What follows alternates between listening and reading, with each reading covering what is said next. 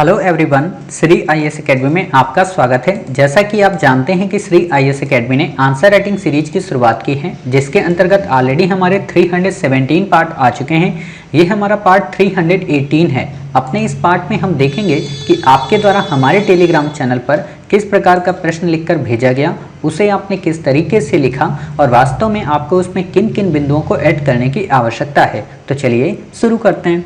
जैसा कि आप देख रहे हैं, ये प्रश्न आपके द्वारा हमारे टेलीग्राम चैनल पर लिखकर भेजा गया है। तो सबसे पहले हम आपके इस प्रश्न को पढ़ेंगे, आपके उत्तर को पढ़ेंगे और देखेंगे कि वास्तव में आपने इसे कैसे लिखा है और इसमें किन किन बिंदुओं को ऐड करने की आवश्यकता है। आपका प्रश्न, ग्रामीण क्षेत्रों में विकास कार्यक्रमों में भागीदारी की प्रोन्नति करने में स्वावलंबन समूहों के प्रवेश को सामाजिक सांस्कृतिक बाधाओं का सामना करना पड़ रहा है, परीक्षण कीजिए। आपने उत्तर लिखा है, स्वयं सहायता समूह एक अनौपचारिक संघ है जो सामान्य आवश्यकताओं की पूर्ति व समस्याओं से छुटकारा पाने हेतु बनाया जाता है। इसके सामाजिक व व्यक्तिगत परिवर्तन इससे सामाजिक व व्यक्तिगत परिवर्तन संभव हो पाता है, ग्रामीण क्षेत्रों की प्रोन्नति में सहायक है, रोजगार व आय सृजन कर समाज के गरीब और हाशिए वर्ग के कार्यात्मक क्षमता का निर्माण, वित्तीय समावेशन को बढ़ावा, सामाजिक अखंडता को बनाए रखती है, विभिन्न सामाजिक बुराइयों को उन्मूलन में मदद करती है, देश को वास्तविक लैंगिक समानता की ओर ले जाती है, दबाव समूह के रूप में कार्य करती है, प्रगतिशील उद्यमिता को बढ़ावा, साथ ही गरीबी उन्मूलन में महत्वपूर्ण। इन्हें निम्नलिखित सामाजिक सांस्कृतिक बाधाओं का सामना करना पड़ता है। पितृसत्तात्मक मानसिकता प्रचलित होने के कारण महिलाएं खुलकर सहभागी नहीं हो पाती, इनके पास वित्त का अभाव है, परिवार में गरीबी व्याप्त तथा साक्षरता का स्तर निम्न है, इनमें कौशल विकास का अभाव है, लैंगिक भेद व जाति धर्म आधारित भेद भी एक कारण है। हालांकि परिस्थितियां बदल रही हैं, महिलाएं पितृसत्तावाद की बेड़ियों को तोड़कर सशक्त हो रही हैं। स्वयं सहायता समूह स्वयं सहायता की धारणा पर विश्वास करते हुए सरकार के सहयोग कार्यक्रम के माध्यम से नए भारत को गढ़ रही हैं। थोड़ा अच्छा और निष्कर्ष लिखना चाहिए था, सरकार की एक दो स्कीम्स का जिक्र करना चाहिए था, सरकार के प्रयास का जिक्र करना चाहिए था और क्या उपाय किए जा सकते हैं उसको भी जिक्र करना चाहिए था। अब आप सोचेंगे सर इतनी बातें आप तो ऐसे बता दे रहे हो जैसे इसमें सब आ ही जाएंगी। तो बिल्कुल आ जाएंगी, हम अभी आपको बताते हैं आपको कैसे लिखना है। प्रश्न आप देखिए, प्रश्न आपसे क्या कह रहा है। प्रश्न आपसे कह रहा है कि ग्रामीण क्षेत्रों में विकास कार्यक्रमों में भागीदारी की प्रोन्नति करने में स्वावलंबन समूहों के प्रवेश को सामाजिक सांस्कृतिक बाधाओं का सामना करना पड़ रहा है, परीक्षण करें। ये क्या कहना चाह रहा है? ये कहना चाह रहा है कि ग्रामीण क्षेत्र में जो डेवलपमेंट से रिलेटेड जो भी प्रोग्राम गवर्नमेंट के द्वारा चलाए जा रहे हैं, उन प्रोग्राम में सेल्फ हेल्प ग्रुप्स काफ़ी अच्छे से मदद कर सकता है, लेकिन वो नहीं कर पा रहा। क्यों नहीं कर पा रहा? क्योंकि कई सामाजिक सांस्कृतिक बाधाएं उसके समक्ष खड़ी हैं। तो अब सिंपल सी बात है कि इन बाधाओं को रोकना होगा। पहले तो बाधाओं को आइडेंटिफाई करना है, इन बाधाओं को फिर रोकना होगा, सरकार को प्रयास अपनाने होंगे, कम्युनिटी को प्रयास अपनाने होंगे और फिर निष्कर्ष के रूप में लिख देंगे। समझ गए? ऐसे इसको लिखना है। हमने ऑलरेडी आपको फ्रेम इसका प्रोवाइड कराया है। तो आप कैसे लिख सकती हैं? सामान्य तौर पर आप बता दें कि स्वयं सहायता समूह क्या होता है। जैसे आपने बताया है कि एक तरीके का अनौपचारिक संघ होता है जो कई सदस्यों के पारस्परिक हित पर आधारित होता है और किसी न किसी व्यवसायिक से रिलेटेड होता है या किसी न किसी कुटीर उद्योग से रिलेटेड होता है। यह न केवल ग्रामीण संस्कृति को या ग्रामीण अर्थव्यवस्था को मजबूती प्रदान करता है, बल्कि भारत में सरकार की योजनाओं को जमीनी स्तर पर लागू करने का भी प्रयत्न करता है। किंतु अब आप बताइए कि किंतु ये क्या कर रहा है, मतलब किंतु इसमें कौन कौन सी बाधाएं आ रही, यानी कि आप इसको रोक दीजिए यहाँ पे। ठीक, इसको रोकने के बाद आप इस बातों को बता दीजिए। किंतु हालिया समय में पितृसत्तावाद की मानसिकता हो या वित्त का अभाव हो या व्याप्त गरीबी हो या साक्षरता का निम्न स्तर हो या फिर कौशल विकास के प्रति उतनी सजगता न हो, आदि बातों ने सेल्फ हेल्प ग्रुप्स की प्रासंगिकता पर प्रश्न चिन्ह लगा दिया है। अतः न केवल सरकार को बल्कि अन्य सामुदायिक समुदायों को मिलकर इसकी प्रोन्नति में सहयोग करना चाहिए, तभी हम ग्रामीण क्षेत्रों को या ग्रामीण क्षेत्रों में विकास कार्यक्रमों को सही से इम्प्लीमेंट करा सकते हैं।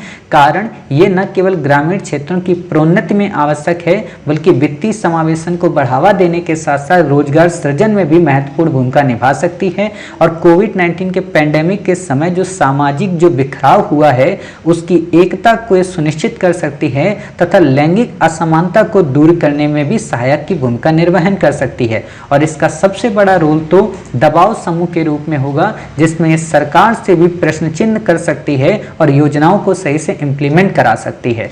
उपयुक्त बातों से स्पष्ट है कि न केवल सेल्फ हेल्प ग्रुप्स ग्रामीण सशक्तिकरण के लिए मुख्य उत्तरदायी है, बल्कि महिलाओं के सशक्तिकरण के साथ साथ लैंगिक असमानता की दीवार को तोड़ने में भी सहायक है, तथा ये नए भारत के लिए कौशल विकास को, या नए भारत के लिए लोकल से वोकल को, या नए भारत के लिए आत्मनिर्भर भारत को, या नए भारत के लिए मेक इन इंडिया को, या नए भारत के लिए स्किल इंडिया को, कुछ भी आप लिख दो, कहने का मतलब है काफ़ी प्रासंगिक है। ऐसे आपको उत्तर करना है। देखिए, मैं मानता हूँ कि ऐसी कहानियाँ गढ़ने में बड़ी दिक्कतें आती हैं, लेकिन अगर आप प्रयास करेंगी ना, देखो होता क्या, आप लोग, मुझे जहाँ तक लगता है, क्योंकि आप जिस फेज पे हो, ऐसे फेज में हमने कई सारे बच्चों को देखा है, तो उनसे इंटरेक्शन करने के बाद 2-3 चीज़ें पता चलती हैं। ये कि आप लोग जैसे एक बार उत्तर लिख लिए, ठीक है, तो एक तो बड़ी मेहनत से उत्तर लिखा जाता है, हम मानते हैं। देखिए, आप लोगों को ऐसा नहीं कि हम आपकी तकलीफ को नहीं समझते हैं, आपको एक उत्तर लिखने में 2 से 3 घंटे लग जाते होंगे,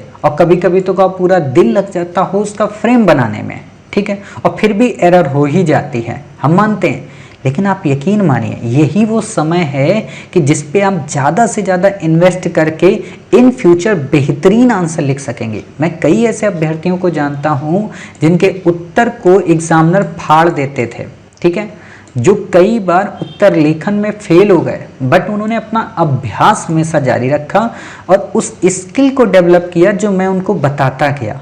मैंने उनसे कहा कि आप जब भी उत्तर लिखें या जब भी आप एक बार प्रश्न लिख लें, तो लिखने के बाद आप अपने ही प्रश्न को एक एग्जामिनर की तरह चेक करें कि क्या वाकई में हमारे प्रश्न में भाषा शैली प्रवाहित नहीं है, क्या वाकई में हमारे प्रश्न में शब्दों का तालमेल उचित नहीं है, क्या वाकई में हमारे प्रश्न में क्रम को सही से समायोजित नहीं किया गया है, और अगर नहीं किया गया तो कैसे करें।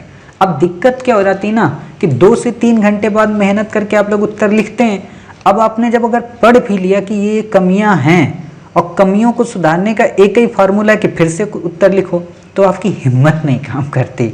आप सोचते हो कि दोबारा कौन उत्तर लिखे, इतनी मेहनत करके तुमने लिखा ही है, एक काम करते चलो मास्टर को भेज देते हैं, ठीक है।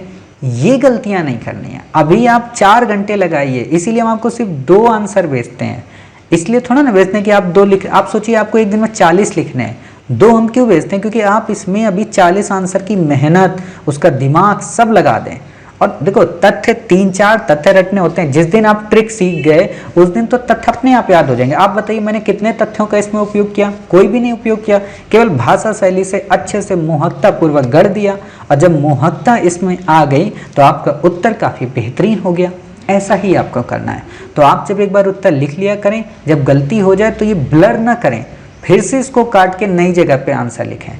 देखो, बार बार लिखने से दिक्कतें होंगी, मानता हूँ, पेज बर्बाद होगा मानता हूँ, समय बर्बाद होगा मानता हूँ, लेकिन ये बर्बाद नहीं होता है, ये इन्वेस्टमेंट होता है। इन्वेस्टमेंट किस चीज़ का, कि आप अपने माइंड को शार्प कर रहे होते हैं, आप अपने माइंड में उन पॉजिटिव ब्लॉक्स को डेवलप कर रहे होते हैं जो इन फ्यूचर आपकी आंसर राइटिंग में काफ़ी पार्टिसिपेट कर सकते हैं, आपकी सहायक की भूमिका का निर्वहन कर सकते हैं।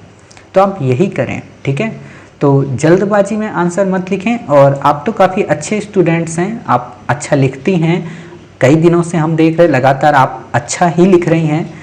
तो आप ऐसा थोड़ा और एडवांसमेंट लाएं, क्योंकि आप में से कई सारे बच्चों को मैं जानता हूं जो लोग इस समय नित्य आंसर लिख रहे हैं। देखिए, जितने भी बच्चे नित्य आंसर लिख रहे हैं ना, भले ही वो खराब लिख रहे हों या अच्छा लिख रहे हों, लेकिन गारंटी इस बात की मैं देता हूं, अगर ये सब लिखते रहे ना तो एक दिन ये इतिहास रच देंगे, जीएस में हो या हिस्ट्री ऑप्शनल में हो या किसी भी ऑप्शनल में हो।